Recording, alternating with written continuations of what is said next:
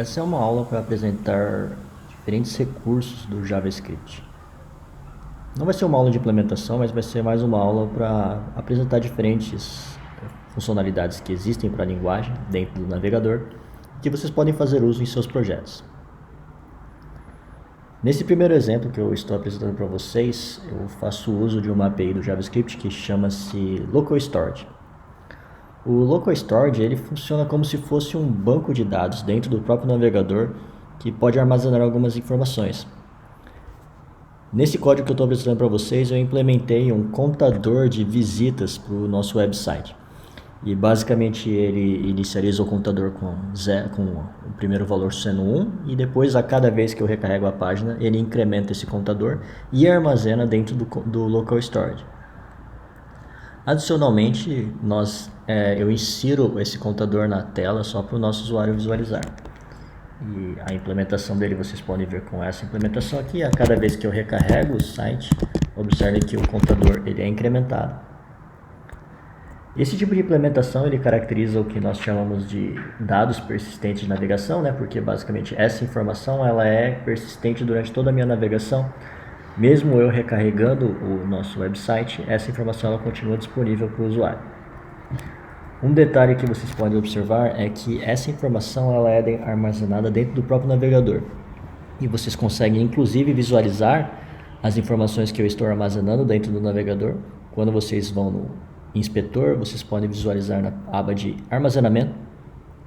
E lá dentro vocês vão conseguir observar que eu tenho uma informação de Local Storage associado ao meu website. Na verdade eu estou no website errado, deixa eu pegar esse daqui agora. Então eu vou no armazenamento, vou no Local Storage, vocês vão visualizar que eu tenho uma definição lá dentro que eu tenho um contador setado com o valor 8. E eu posso simplesmente alterar ele, por exemplo, para 0. Se eu alterando ele para 0 eu recarrego a página, observe que ele volta o contador para 1. Eu apresentei a princípio o Local Storage, mas existem outras APIs que servem para fazer coisas similares, como por exemplo a API de cookies, a API IndexedDB, né, que ela vai ter um banco de dados indexado, e o Session Storage e armazenamento via cache.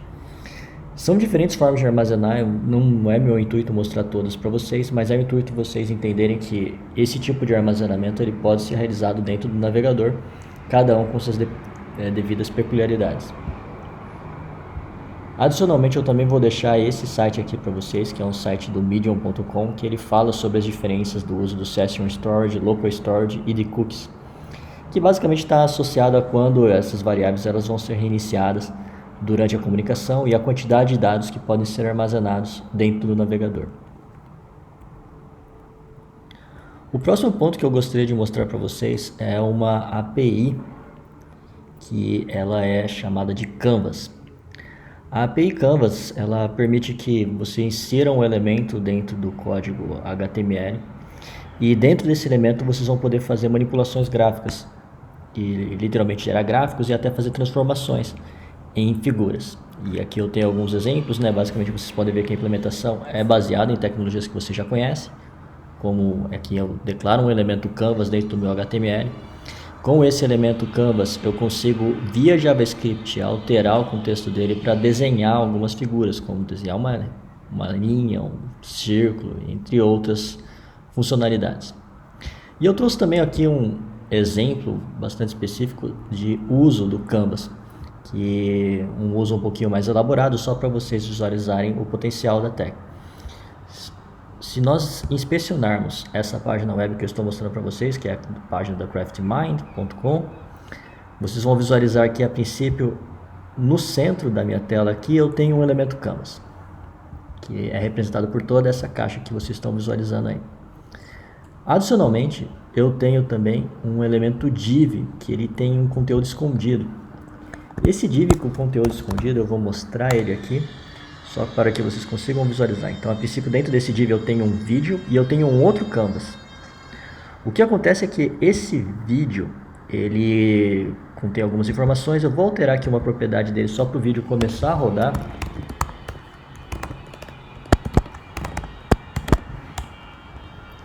Uma vez que o vídeo começa a rodar, o que vocês vão observar é que todas as janelas elas vão ser influenciadas. A princípio, eu tenho o meu elemento canvas, o meu elemento vídeo, um canvas e outro canvas.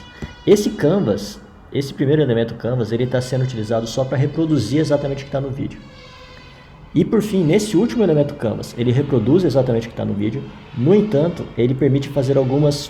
Ele implementou uma funcionalidade simples aqui para mostrar uma imagem tipo de uma explosão. Conforme eu clico na imagem, vocês podem visualizar que eu altero a característica desse Canvas e ao mesmo com essas alterações, o vídeo continua passando nessas impressões geradas.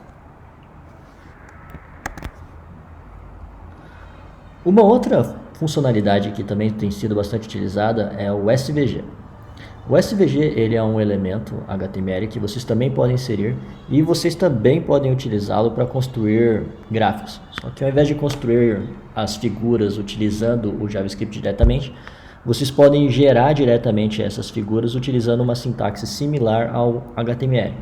Como vocês podem visualizar aqui, esse daqui é um código SVG que ele insere um círculo na tela. Existem variações, podem criar retângulos, criar diferentes figuras utilizando toda essa linguagem aqui em formato parecido com HTML. Utilizações práticas dessa tecnologia, eu trouxe aqui uma biblioteca famosa de geração de gráficos, que é a biblioteca D3. E o que eu queria mostrar para vocês é que essa biblioteca D3, ela usa SVG quando ela gera os gráficos dela. E aí, então eu peguei aqui um tipo de gráfico específico. Aqui eu tenho o código JavaScript que é utilizado para gerar esse gráfico. E aqui eu tenho o gráfico gerado de fato. O que vocês vão observar se nós inspecionarmos os elementos desse gráfico. Deixa eu capturar um elemento específico aqui. O que vocês vão observar é que basicamente tudo isso daqui, então cada uma dessas bolinhas elas são elementos do SVG e eu poderia, por exemplo, navegar na estrutura DOM para definir tipos de interação para cada um deles. Então é uma biblioteca relativamente poderosa que permite fazer esse tipo de gráfico utilizando o SVG. Além dessas funcionalidades baseadas em padrões abertos, né, da web, né, como o SVG, o Canvas e o Local Storage, também existem algumas APIs que são proprietárias, que são baseadas em outras empresas, por exemplo, como por exemplo, aqui eu estou mostrando para vocês uma API do Google Maps, que para vocês inserirem um mapa do Google em uma página web, o que vocês precisam basicamente é inserir o script, né? Vocês vão precisar definir uma chave da API de vocês, cadastrando pelo próprio Google, e aí vocês vão ter acesso a funcionalidades de mapas. Por exemplo, se você inserir esse código aqui, que você define a latitude e a longitude, ele vai renderizar um mapa centralizado naquela localização. Acredito que o mapa está desenhado aqui para baixo. Então, essas são algumas funcionalidades que vocês podem implementar.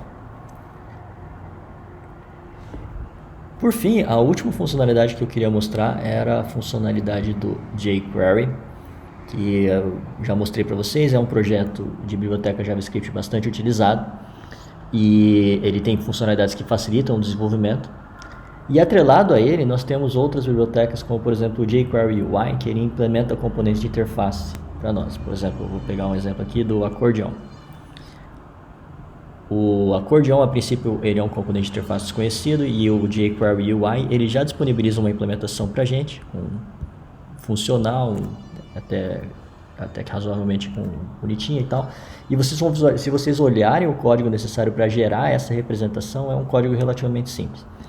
E ele também tem implementação de outras funcionalidades um pouquinho mais complicadas, né? Como por exemplo, implementar uma caixa que você consegue arrastar em uma determinada localização. Tem elementos que são ordenáveis, né? Por exemplo, esses daqui são itens, né, que eu posso pegar e alterar a ordem deles, basicamente arrastando eles aqui entre eles, e assim por diante. Essas são algumas das bibliotecas e alguns dos recursos que existem para JavaScript que vocês podem estar utilizando. Existem outras bibliotecas que às vezes não estão tão bem estabelecidas como as que eu mostrei, como por exemplo, você consegue controlar você consegue acesso aos acelerômetros do celular de vocês, por exemplo, para identificar a orientação do celular. Vocês conseguem eventualmente usar a API de geolocalização para localizar onde que o navegador está, entre outras funcionalidades, como usar a câmera, usar o microfone pelo navegador.